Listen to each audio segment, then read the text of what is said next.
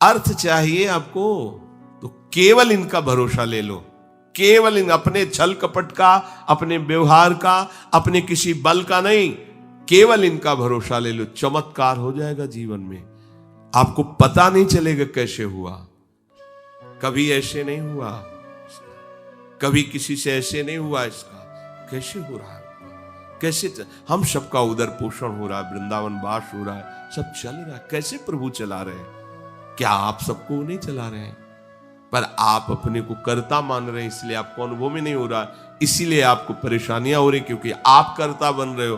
अगर विश्वंभर कर्ता को कर्ता मान लो और उनके आश्रित हो जाओ तो जो चाहोगे मिल जाएगा, अगर ना चाहोगे तो वो मिल जाएंगे, जो चाहोगे मिल जाएगा। बिल्कुल कोई चाह न करो तो वो जो व्यवस्था उनको करनी करेंगे और वो स्वयं मिल जाएंगे। अर्थार्थी भक्त को धन संपत्ति वैभव चाहिए, पर वो केवल हरि से चाहिए, दूसरे से नहीं। पर ये ध्यान रखना, इसकी परीक्षा होगी आपकी।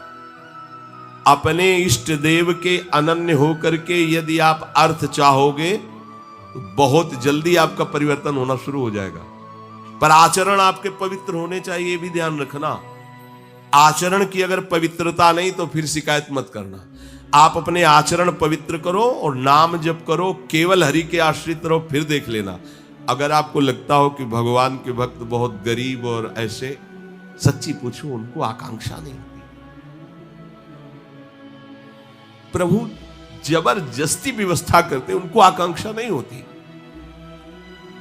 4 रोटी मांग ली ऐसे ही पड़े, पूरा जीवन प्रभु के लिए। उन प्रेमी महापुरुषों की चरण धूल अगर शरीर का स्पर्श कर ले तो पावन हो जाए। देवता तरसते हैं उनकी सेवा के लिए, सिद्धियां हाथ जोड़े खड़ी रहती हैं, पर वो अकिंचन महात्मा किसी से कुछ नहीं चाहते। कि ऐसा न समझो कि हमारा दास, हमारा भक्त, हमारा आश्रय लेने वाला ऐसा नहीं है। वो हरिदास, भगवान के चरणों का दास है। समस्त ऐश्वर्य संपन्न भगवान उसके अधीन हो जाते हैं जो भक्ति करता है। अगर आपको अर्थ चाहिए तो केवल भगवान का आश्रय ले, दूसरे का नहीं। अब ये कोई छोटी मोटी बात नहीं, देख लीजिए अंदर से। अपने बल का आश्रय नहीं, किसी दूसरे व्यक्ति का आश्रय नहीं, किसी दूसरी देवी शक्ति का आश्रय नहीं, केवल श्री हरि का आश्रय। और जब आप पक्के उतर जाओगे, जैसे सुदामा जी, तो जैसी द्वारिकापुरी थी वैसे सुदामापुरी हुई। जैसा वैभव द्वारिकाधीश का वैसे सुदामा जी का वैभव था। पक्का मान लीजिए। लोग समझते नहीं, ऐसा ना समझो कि ये केवल कथाएं हैं। आपका जीवन स्वयं एक कथा बन जाएगा। यदि आप हरि के आश्रित हो गए तो आपका जीवन चरित्र दूसरों के लिए उदाहरण बन जाएगा। पर निष्ठा चाहिए। कई कई दिन भूखे रहे सुदामा जी। उनका मित्र किसी जमींदार के यहां पुरोहित ही करता था। वो जब पालकी से निकलता था, कहां गली गली डोल रहे हो कृष्ण कृष्ण बोलते हुए, आओ हमारे यहां, हमारा जजमान धनी है, आके थोड़ा वेद पाठ कर दिया करो, पूरे परिवार का पोषण कपला रहता है। हम वादा करते हैं उनका, नहीं, हमारे जजमान तो श्री कृष्ण।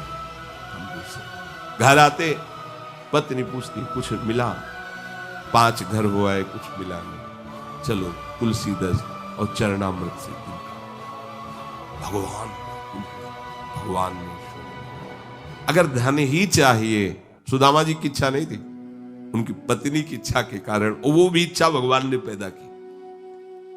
ये भक्तजनों को ऐसा ना समझो फटे पुराने कपड़े पहने या ऐसे घूम रहे हैं, बड़े अभागी हैं। हम तो बड़े भाग्यवान हैं क्योंकि हमारे पास सारा ऐश्वर्य है।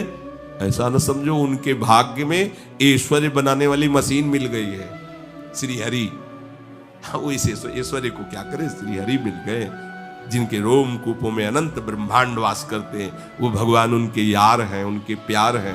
वो दूसरे की तरफ क्यों ताकेंगे?